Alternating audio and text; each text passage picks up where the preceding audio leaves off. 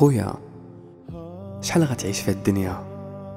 60 عام، 80 عام، 100 عام، ومن بعد غتموت. غتموت ولا لا؟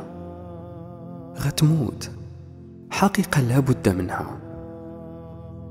تيقن بأن ملك الموت اللي كيقبض الأرواح واللي قبض العديد من الأرواح اللي كنتي كتعرفهم في الدنيا، غادي يجي واحد النهار اللي غيقبض روحك.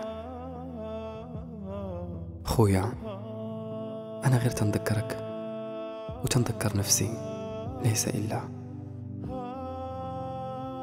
راجع نفسك وابدأ صفحة جديدة مع الله، فهو التواب الرحيم.